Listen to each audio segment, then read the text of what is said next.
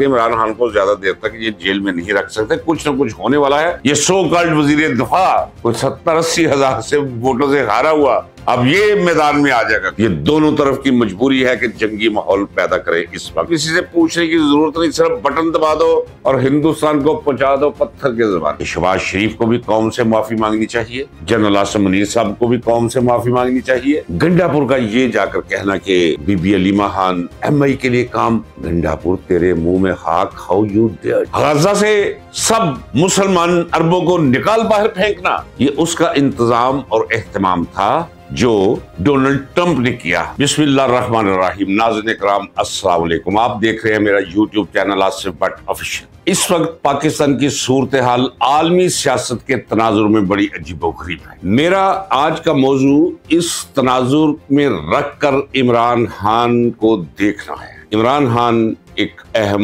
मौजू है, हमें याद रखना चाहिए। और ये आप मुस्तकबिल में देखेंगे, जितनी बड़ी बड़ी खबरें इतनी भले आती रहे, लेकिन इमरान खान का इशू जो कि कौमी मसला है वो अपनी जगह पर कायम और दायम रहेगा। आप जानते हैं कि इसी साल यानी आज से कुछ 5.5 माह पहले ऑपरेशन सिंदूर शुरू किया भारत ने, और फिर भारतीय मीडिया पे आपने देखा। आप यकीन जानिए कि मुझे कोई नफरत नहीं है, कोई मजहब की बुनियाद पर, न तारीखी हवाले से नफरत है, एक तनाजा है। मैं भी उस तनाजे का हल चाहता हूं ताकि इस खित्ते में अमन हो।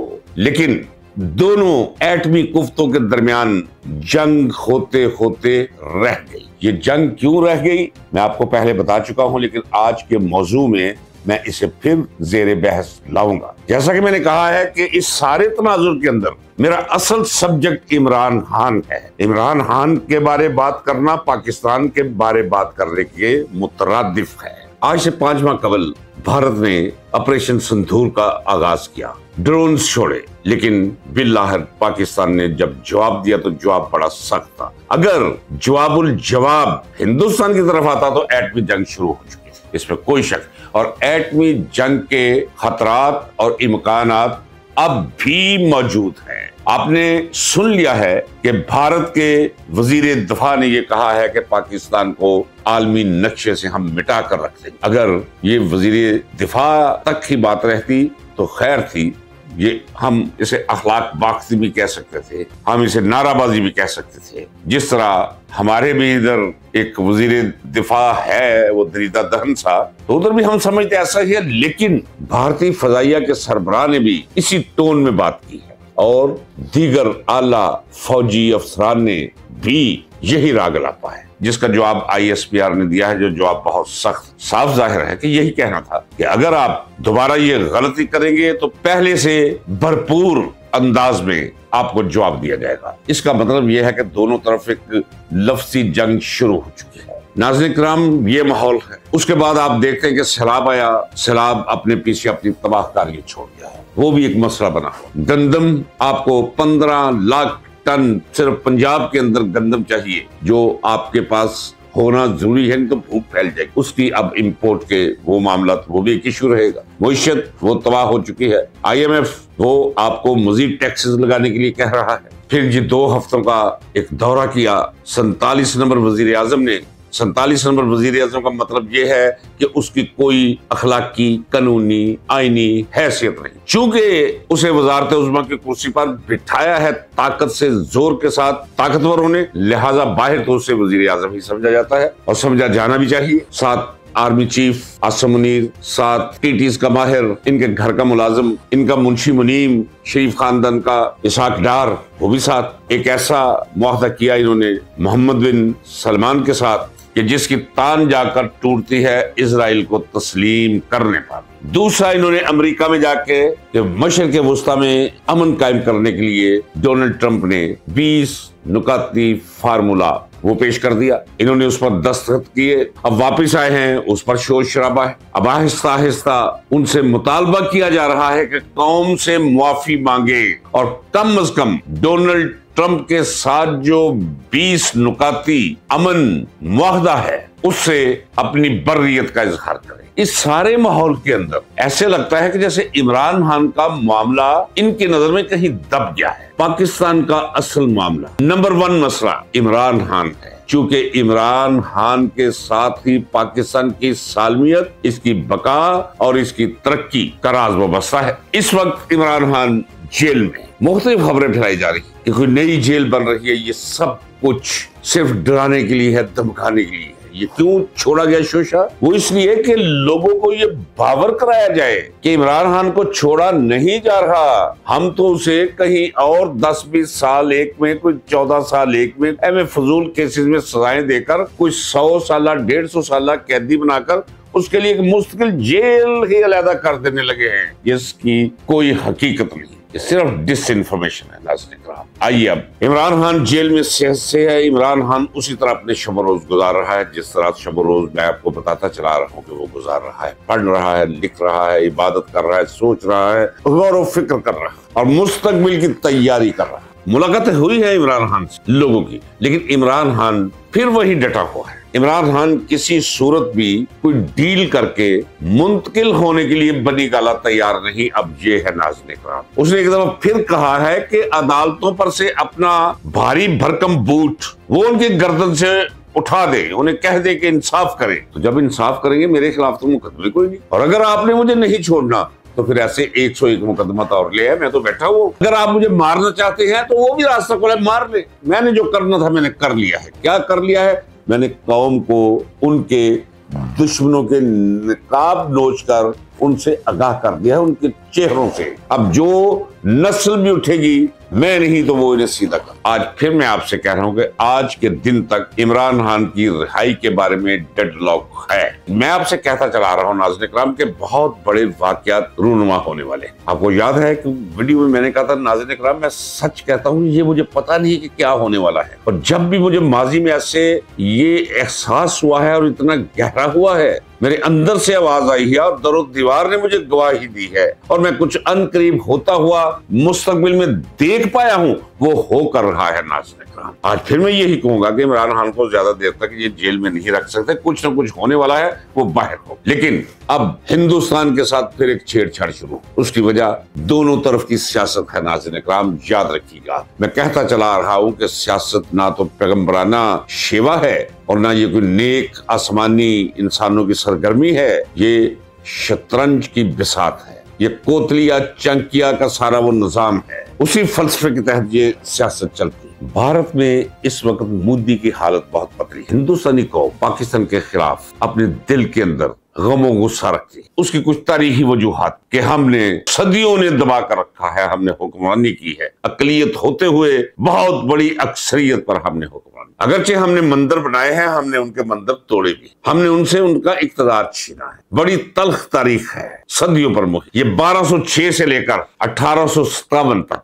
इस दौरान जो कुछ भी हुआ वो जहर है जो हिंदुस्तानी कौम की रगों में बह। नरेंद्र मोदी तारीख के तालिब इल्म की हैसियत से, तारीख के शनावर की हैसियत से, वो ये माजी का जहर उनकी रगों में तेज दौड़ाने का फन जानता है। बहुत बड़ी बड़ी बातें करता था नरेंद्र मोदी नाज़रीन किराम, लेकिन वो जिस तरह खामोश हुआ, डर गया, सहम गया। कोई हाल ही अमेरिका के कहने पर उसने जंगबंदी नहीं की। उसे पता था कि मेरे 17 शहर और बाकी हसास मुकामात की तरफ बिल्कुल टारगेट किए हुए हैं पाकिस्तानी एटमी मिसाइल, और अगर मैंने अब एक गोली भी फेंकी उधर तो मिसाइल चला देगा। इस डर और खौफ की वजह से उसने पाकिस्तान पर जवाबी हमला नहीं फिर किया था, सफेद झंडा लहरा दिया, हार्ट लाइन पर आ गए थे इधर और उधर के अस्करी रहनुमा। अब क्या है? अब यह है कि नरेंद्र मोदी की मकबूलियत जमीन बोस हो रही है। इधर इन्हें भी अब कोई मसला चाहिए ताकि अवाम की तवज्जो इमरान खान से हटाई जा सके। अब आप भी देखेंगे शोर शराबा मच जाएगा, अब आप देखें टर्राना शुरू कर देगा, ये राना सना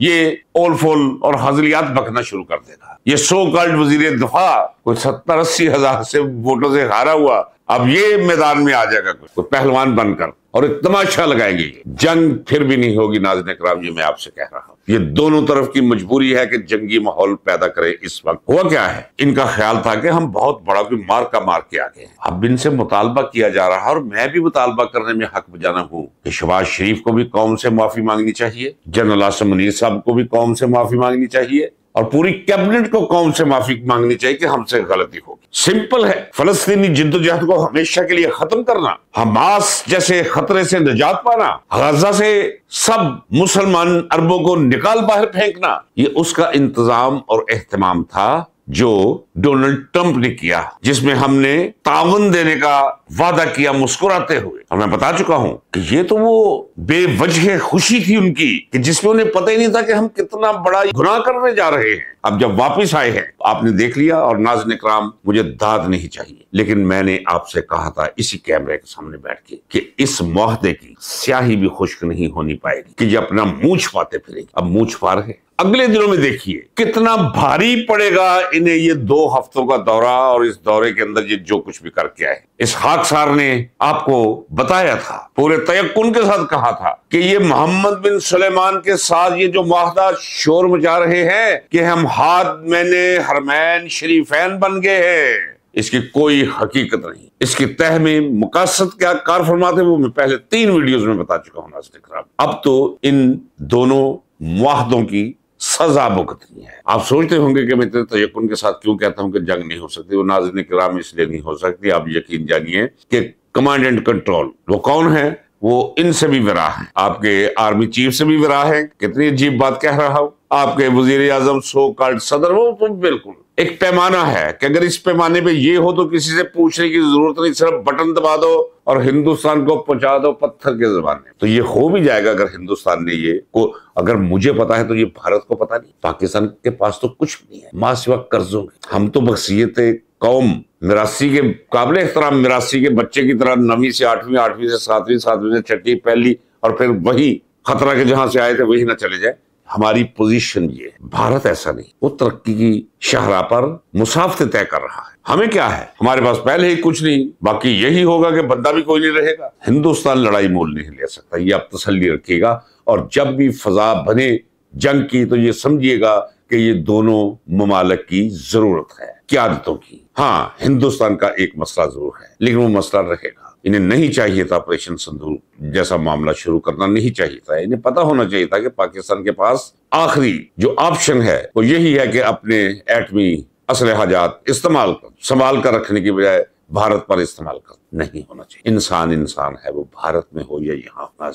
इस सारी सूरत हाल में क्या चाहिए हमें, ये होने दे जो कुछ भी हो रहा। सैलाब आया, लोग मर गए, मारे गए, ना किसी का घर रहा, ना किसी का ढोर ढंगर रहा, कोई पूछने वाला नहीं। ईंटें उठाकर बगैर गारे चूने मिट्टी और सीमेंट के सीधी करने का भी लोगों के पास कोई टका जेब में नहीं है। मैं पंजाब की बात कर लेता हूँ, हुकूमत है तो बस हुई, टिकटॉक मंसूबे हैं, ये बयान है, ये उंगलियां हैं, ये सिंध के साथ वो अपने मामलात हैं उनके, अपनी रकाबतें हैं उनकी जो दहाइयों पर मुहित जैली किस्म का एक इत्तेहाद है इनका। तो ये सारे शोर शराबे के अंदर हमें इमरान खान को नहीं भूलना चाहिए। इमरान खान के बारे में पार्टी को नुकसान पहुंचाने के लिए अजीबोगरीब शोशे छोड़े जा रहे हैं। गंडापुर का ये जाकर कहना कि बीबी अलीमा खान MI के लिए काम, गंडापुर तेरे मुंह में खाक, हाउ यू डेयर। इतनी गलाजत है तेरी रगों के अंदर, इतना घटिया है तेरा खून, इतनी अजीम हतून अपने भाई के लिए बैठी हुई है, नंगे पैरों